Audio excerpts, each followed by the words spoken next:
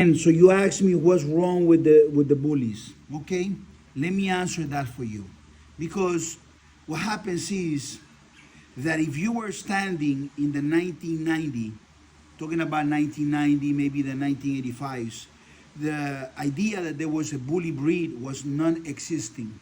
There was no such a thing as bullies. They were not called American bullies.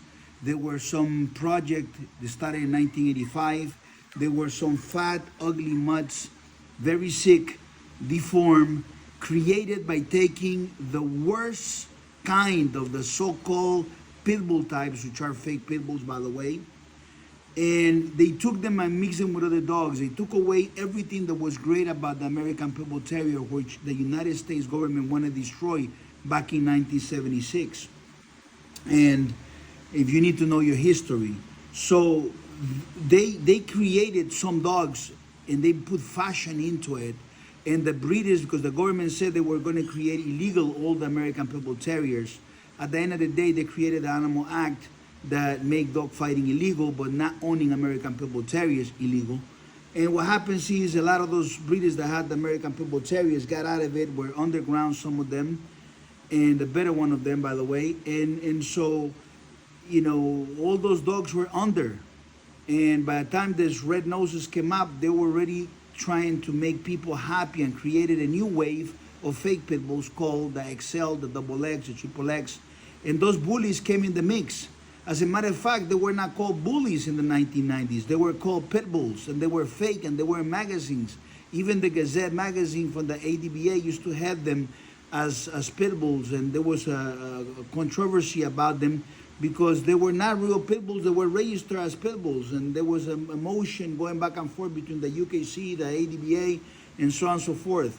And the ADBA rejected them, and then because the ADBA needed them to survive as a company, they accepted. Remember when they called me and they say, Patty Bullock called me. I was in Kazakhstan, and he says we have to register these dogs. We have to register them, and we're going to register them not as pit bulls, but as a different breed, and we're going to have to recognize them because that's what people want, not because they were great dogs with the great qualities, nothing else. These are absolutely mutts.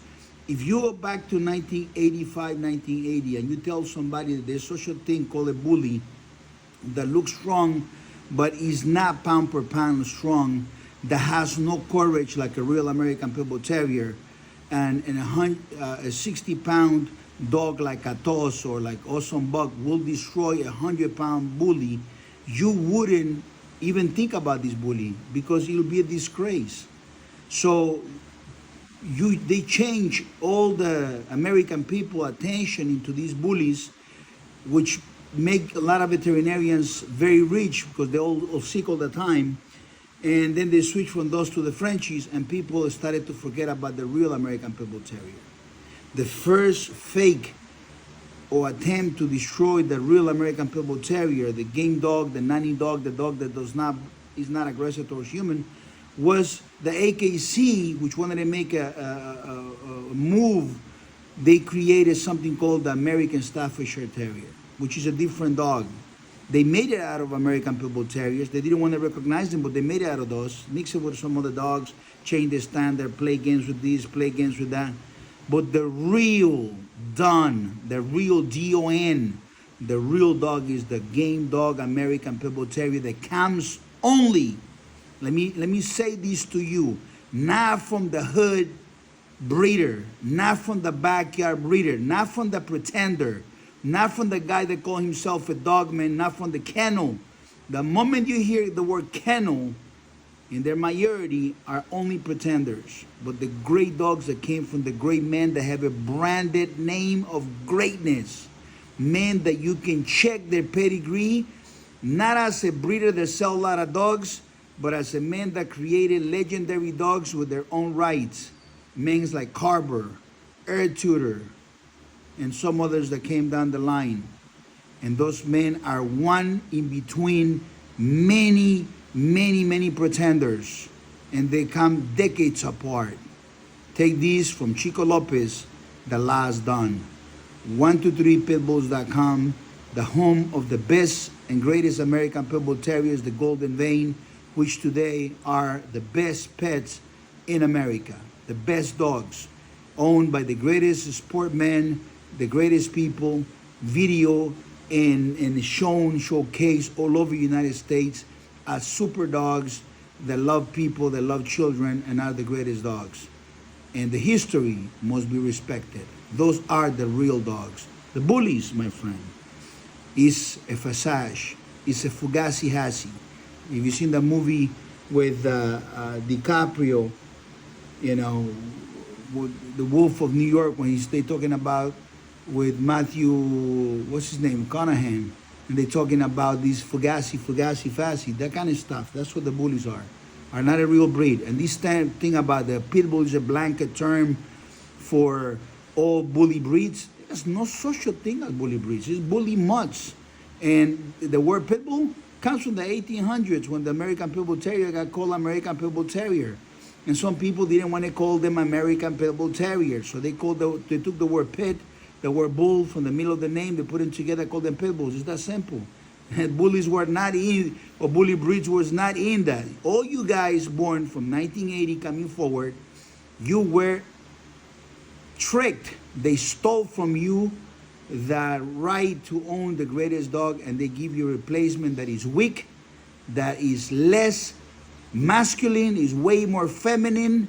And when I see these dudes full of tattoos and with these dogs that look like pigs and stuff like that, it's disgusting. You know, your dog is an extension of who you are. Make sure you get a great dog that becomes your avatar. Make sure that your children are influenced by the greatest dog that ever exists, the American Pit Bull Terrier. Learn the history. Learn it from the right men. Learn it from the men that make a difference. If you want to know what the brand of the dog is? Huh? You want to trade your car at no cost if they give you a chance to get a Ferrari or Lamborghini or a Bugatti or Mercedes Benz or a Bentley. You want to do that change? You change it right away because the car is a better brand than one most of you have. And the reason why you want to change it because you trust the other brand more. Your other brand costs more. The creator of those cars, the designers, the engineers that make the engineering decisions are the same thing as a breeder. The breeder that makes the decision is the one that matters. So the breeder is the brand of your dog. If you have a shit guy as a breeder, a common guy, a fast stalker, a forum guy, podcast digger, talking BS digger, hater digger, all these scumbags, if this is who breaks your dog, my man, you got a shitty brand. The man behind your dog is the brand of your dog. So God bless you. Maybe you have a Chiqui Chaca brand rather than a Chico Lopez brand. God bless you. Bye-bye.